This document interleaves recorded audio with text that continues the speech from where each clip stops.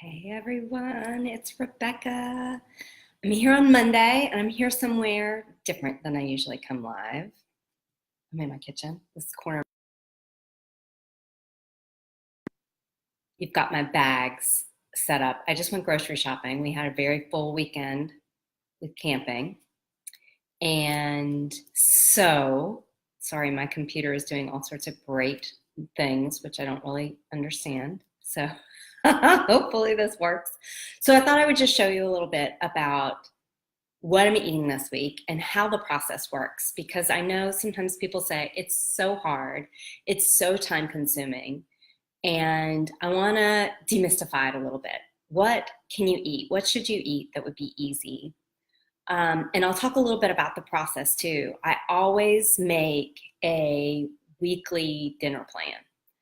I have aspirations to make a monthly dinner plan, but right now I make a weekly dinner plan and I try to make sure that it fits with what our calendar is. We've got a really busy calendar with boys going this way and that way, and my husband will work late. I teach class at night.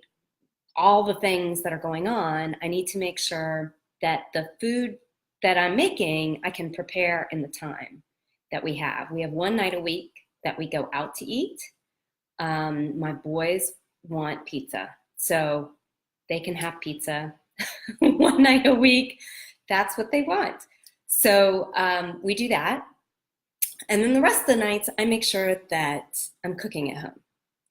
And cooking at home can be something really easy. Tonight I'm making stir fry. So I'm gonna, what I'm gonna do is I'm gonna make rice tonight while I'm working. It can be cooking while I'm working. And it's really simple. I'll show you some of the things. It can be, I usually get, and I go to Trader Joe's because it's less expensive. Oh, I can see Steph is here. A few people are here. Hello, everybody. Steph's here. Kelsey's here. Beth's here. Nancy's here. Hello. Yeah, it is really exciting. So I always buy organic if it's possible. Today I was noticing that Trader Joe's didn't have organic tomatoes, so I buy regular. I try to buy organic. But one of the things that I always put in my stir fry is zucchini, so I want to make sure that I have that on hand. I also, now I'm going to be digging through, want to make sure that I have a good quality olive oil to cook in, or you can use coconut oil or avocado oil. I find that the olive oil is a little bit more mild and that they're more likely to eat food that's cooked in this. It's also really good for the tofu. I usually use tofu in my stir fry as well. So I make sure I have an olive oil. I also use, this is something that you can decide, you can choose something else, but we use tofu. My husband and I are vegan. We don't eat any animal products. I will say my husband does, and I do occasionally have honey. That's the one thing that we use. How do you find good quality olive oil? So this is something that's really important. It's hard to see in a lot of bottles. They've been really tricky about this to make sure that it's kind of a green in color. You want to buy a smaller bottle, not one of those big jugs, because olive oil can go rancid if it's left out, especially if it's left out for a really long time. A week, a couple of weeks, not a big deal, but if it's sitting in your cabinet for months, I would suggest buying a smaller bottle. I like to make sure that it is cold pressed and extra virgin if I can. I was just looking at this going, I wonder if this is actually that. Sometimes I buy Trader Joe's, sometimes I buy Newman's organic.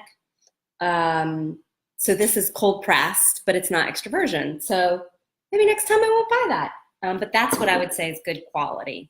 You can also play around with a flavor and see which one you like better. But cold pressed, extra virgin, and a mild greenish color are usually good ways to tell if it's high quality.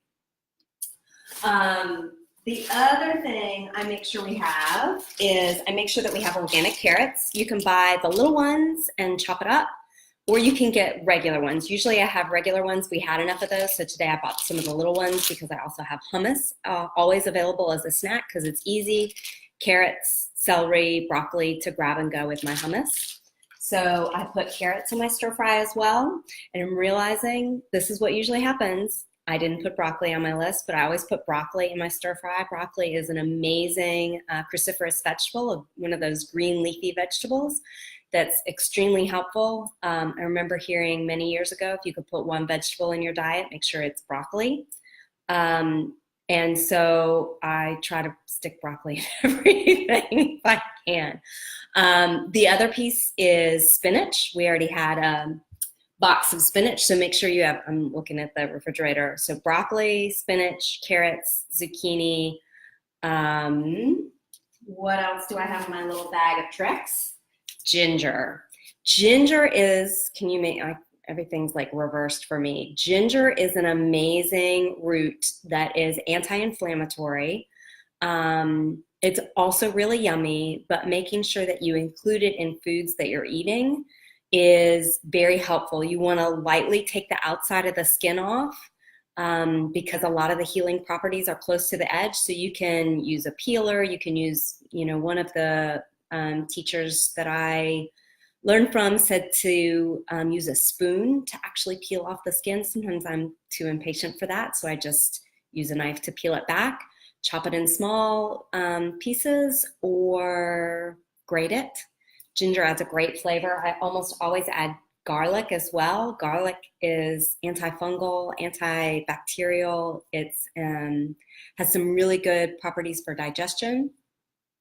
And so I always add a clove or two of garlic and probably like maybe a pinky's worth of ginger to my stir fry, depending on how thick it is. Something that's thick like this. I'm going to use, probably use more of a shorter stub, like a tablespoon. And then I use tamari. I'm totally on team with broccoli. I know broccoli's the best. And then I use tamari to season it. So tamari, I'm going to go over here to the fridge. I've got my little triangle here. Of course, now it's not there. You can see my very messy cabinet. What we like to use, many people don't know that soy sauce actually has gluten in it. And so if you're trying to go gluten-free, you have to be really careful with what you have to read the labels. Gluten for us is inflammatory because a lot of my family reacts to gluten in a way that creates inflammation, stomach upset, aches, pains. So reducing inflammatory substances can help you do things like reduce pain or lose weight sometimes. So we use tamari. So an easy way then is to make sure you have rice separate, you stir fry tofu in olive oil, and you just add all the vegetables in the pan. It's a great one-step meal. I know I can do other things while I'm cooking the rice or cook it ahead of time, and that's great, and then you toss it all in. So it's really easy. So I was, I'm always thinking, what am I going to eat this week? And before we planned our meals weekly ahead of time, I would miss things at the grocery store. I felt like I was always running to the grocery store. And then it did take a lot of time, but I spend maybe an hour and a half grocery shopping each week. I probably spend 30 minutes total for planning. And then I spend about 30 minutes most nights cooking. Sometimes it's a little bit longer, like I'll start the rice. It'll take 5 minutes to start the rice. The rice will take an hour to cook, but I'm going to be doing other things while the rice is cooking. I'm going to spend that other 30 minutes until I go back to cooking. So some of the other things I can give you that I bought that I can mention to you. Hemp seeds, great. Everything's kind of glaring. Hemp seeds are a great protein source that you can add to smoothies. You can make like a cereal out of it. You can put it on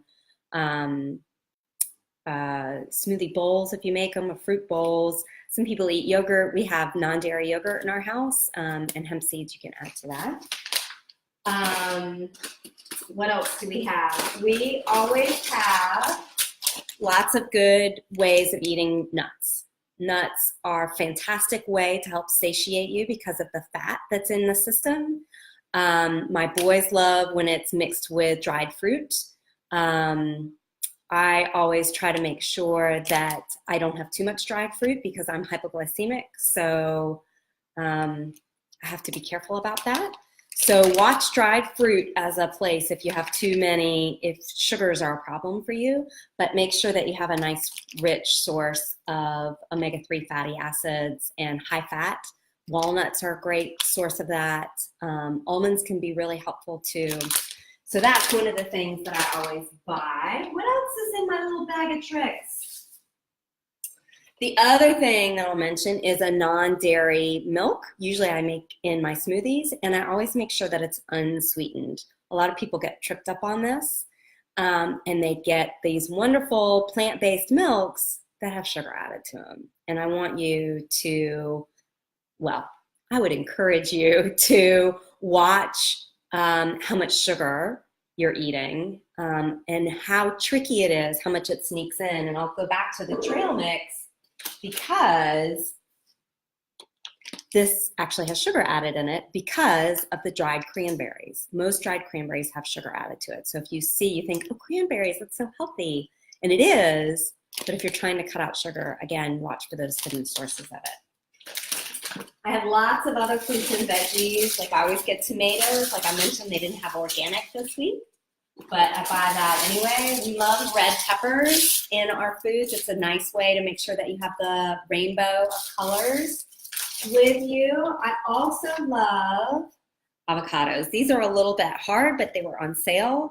If you leave them out on your counter for a few days, they ripen up really nicely. So if they're on sale, I'm gonna buy them. Or once they're ripe, make sure you put them in the fridge and then they'll hold for like a week. So we use a lot of avocados. I put avocados in my smoothies. I make guacamole almost every week. Put them on veggie burgers. They're great, a really healthy fat that you can use in your body. Helps keep you satiated and helps you feel, you don't feel like you need to snack as much when you have a good healthy source of fat. The other thing that I always make sure I have on hand, I don't know if you can see it, are beans, and a variety of beans. This week I needed more black beans, but I always have black beans, garbanzo beans, and cannellini beans, especially for those nights when we're like, oh crap, we forgot we have to go to this parent conference meeting or whatever. You can heat up a can of beans like nobody's business and add something that makes them taste a little more interesting.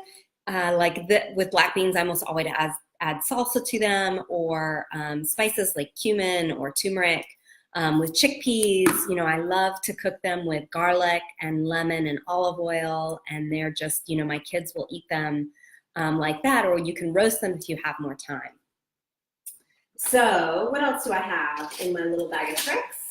Another fast dinner that we have, if you have little ones that like crispy taco shells, these are gluten-free, so it makes really easy. You're having why are you having an avocado problem, Steph? Is it because you love them?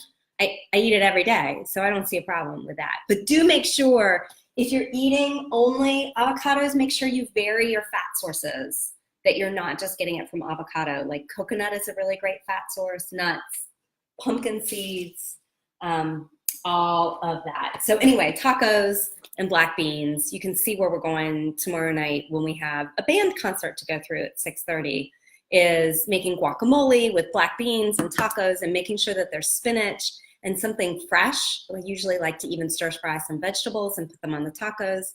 Sometimes the boys will go for that, sometimes they won't. And anything else really exciting in here? Maybe. Another one that I like is just getting like a rice cake, for somebody who's trying to go gluten-free. Oh, you had them in California first. You had avocados in California, and they taste so good there. And you're right, they are totally not as good here. But the trick is to go to, if you have a market that is geared towards more Hispanic foods, they tend to have much better avocados. I will admit that Trader Joe's are not as good as some of the ones. We're trying to cut costs right now. But if in your community you have a Hispanic market, we do, and they tend to have better avocados there, better quality, they taste better. But back to the rice cakes, it's another really great quick idea. You can put hummus on them with spinach and tomato. You can use it as a place like, another thing I love is almond butter. So making sure that you have lots of quick snacks that are healthy, that have low amounts of sugar, if you're trying to avoid inflammation, that don't have gluten.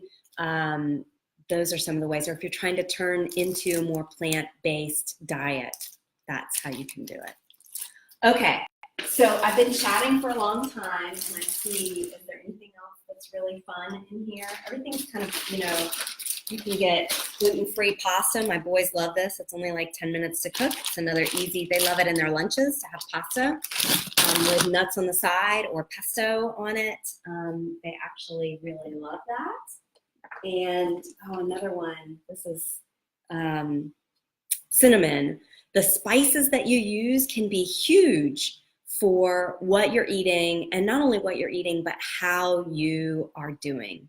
So cinnamon is a great blood sugar balancer. So to have that in the morning, I put cinnamon every morning in my smoothie. I have a green smoothie with no fruit to help keep my blood sugar balanced. It's cucumber, kale, avocado, because I love avocado, and hemp seeds, chia seeds, pumpkin seeds, almond milk, cinnamon, and almond butter. So it's got protein, it has vegetables, and it has something to balance my blood sugar.